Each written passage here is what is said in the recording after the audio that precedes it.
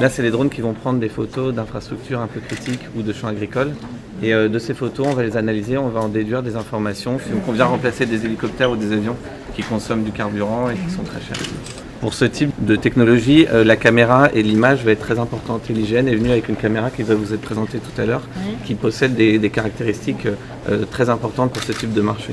Madame la ministre, je travaille au service de la recherche. Donc on développe une caméra qui travaille dans les avions ultra légères. Donc en gros, sans optique, elle pèse 160 grammes. Alors pourquoi vouloir si léger? C'est pour pouvoir en coupler deux par exemple.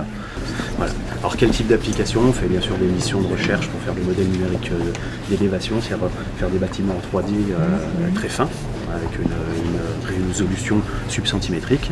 Et je vous remercie. Superbe. Bonne continuation. Bravo.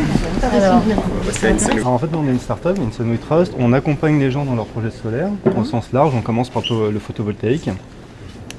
On les accompagne de deux façons. La première, très simplement, on rentre son adresse, l'orientation et l'inclinaison, et on va tout de suite savoir la quantité précise de soleil qui atterrit sur le toit. Donc pour ça, on croise des bases de données des mines de Paris avec les bases de données de l'IGN. Donc ça nous prend tous les bâtiments qui sont aux alentours, ça calcule les ombrages et donc on sait la vraie quantité de soleil qui atterrit sur le toit. Donc vous voyez, c'est assez rapide. Alors ensuite, on propose aussi d'accompagner les collectivités où tout est précalculé. Donc c'est un cadastre solaire qu'on peut fournir. C'est bien ça, c'est ce qu'il faut. Il y a un potentiel considérable. Ouais. Super, bravo. Merci beaucoup. Merci. Alors Madame la ministre, c'est par là. On va passer par derrière. Aujourd'hui, on a à peu près 3 millions de petits propriétaires forestiers en France qui s'ignorent ou qui dorment. La forêt dort et l'ambition d'Open Forest, c'est de la réveiller. Donc notre site permet de repérer la ressource forestière et de la localiser à l'usage des exploitants. Le site internet va lui permettre de géolocaliser les parcelles qui l'intéressent. Il va pouvoir les sélectionner pour les afficher sur une cartographie. Il va pouvoir être mis en contact directement avec le propriétaire grâce à notre intermédiation. Parfait, merci beaucoup. Je vous en prie. Merci. On va passer à la start-up Valiant. Le principe de l'application est de permettre aux citoyens d'une ville de pouvoir remonter des informations. Donc c'est une application de démocratie participative. Donc le principe est très simple, on va équiper les citoyens d'une commune d'une application mobile et ils vont pouvoir de cette façon se localiser, prendre des photos du désagrément qu'ils peuvent avoir. Donc ça peut être par exemple un éclairage public qui va être cassé, ça peut être un tas d'ordures par exemple qui nous gêne, un trou dans la chaussée. Et on va avoir la possibilité ensuite de l'envoyer directement à sa commune. Donc on a une catégorisation qui va être faite. Et ensuite, la commune va recevoir les signalements directement dans une interface. On va avoir une personne qui va être modératrice de toutes ces fiches. Ensuite, on va avoir une deuxième partie qui va être la partie plus descendante. La ville va avoir la possibilité d'envoyer des actualités. Et on va avoir un deuxième canal qui va être un système de sondage et de consultation qu'on a fait en partenariat avec l'IGN. Voilà, un petit peu l'idée. Très bien. Donc Hydratec est une PME spécialisée dans l'ingénierie de l'eau.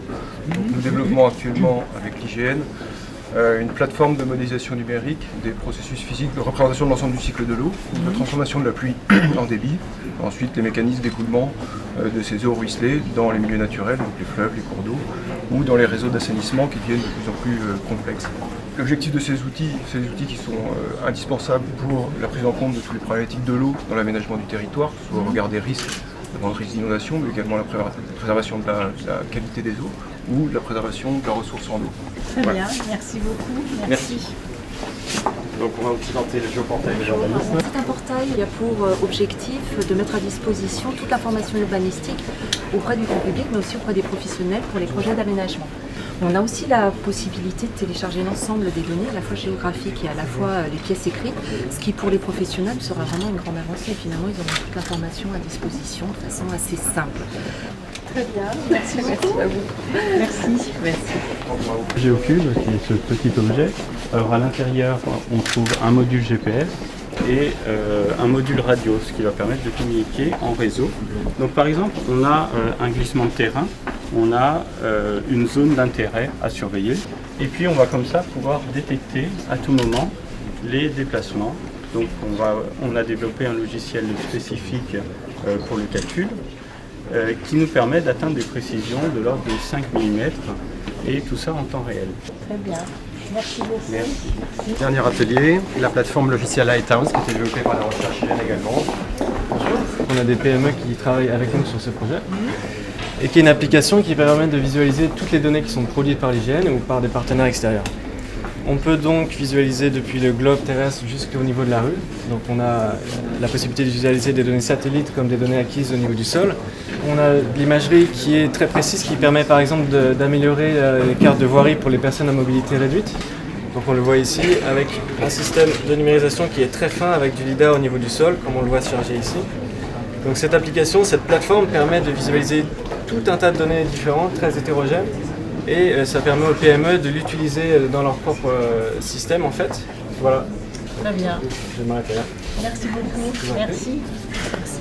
Bonjour à tous. Merci d'avoir fait cette démonstration opérationnelle à la fois pour les nouveaux venus et pour ceux qui sont déjà expérimentés. C'était vraiment tout à fait passionnant. C'est vrai je suis à la tête d'un ministère qui d'abord cherche à être le plus créatif possible, à déployer aussi les filières de la croissance verte et par conséquent à faire accéder aussi tout le monde aux données numériques et par conséquent à développer la recherche. Et par conséquent, ce que je vois ici est un élément très important.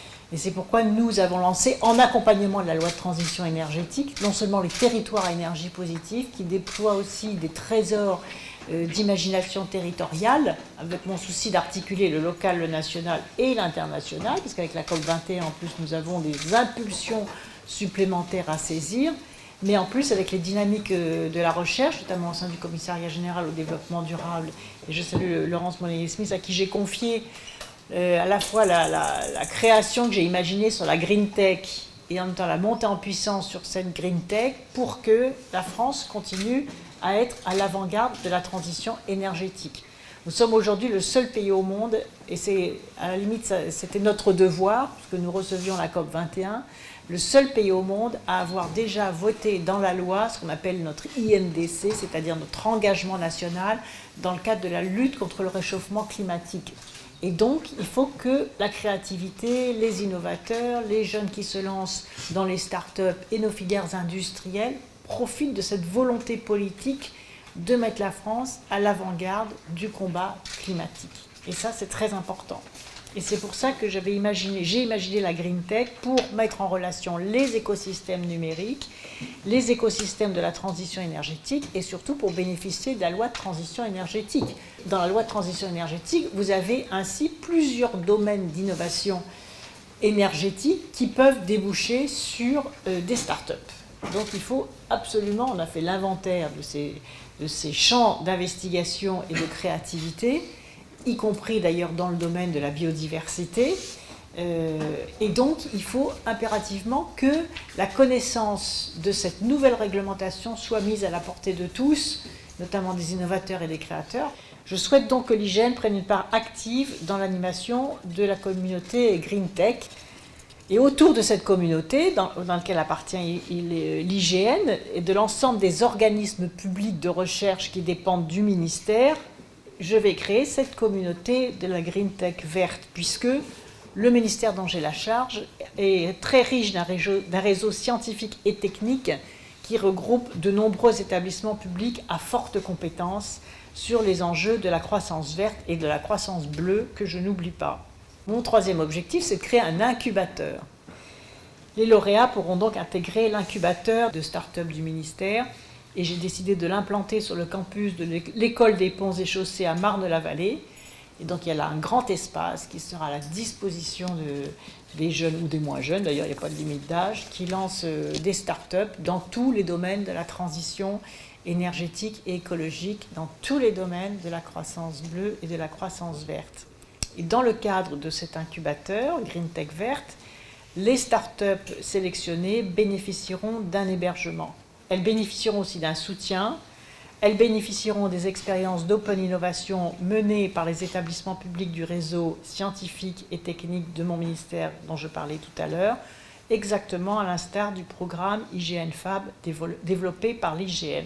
Mon idée, c'est qu'à partir de cet incubateur, un peu centralisé, qu'il y ait des antennes d'incubateurs dans tous les territoires à énergie positive. Donc nous avons 400 incubateurs à créer.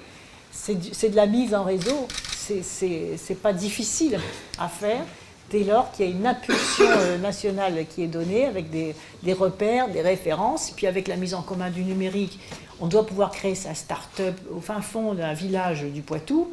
C'est parfaitement possible parce que ça permet aussi de repenser l'aménagement du territoire et la diffusion sur le territoire de l'intelligence et de la créativité. Voilà, alors nous avons beaucoup de travail devant nous, mais c'est un travail passionnant et merci de m'avoir donné l'occasion de bien repréciser les choses et de donner envie à tous et à toutes de se mettre en mouvement. Merci beaucoup, bonne continuation.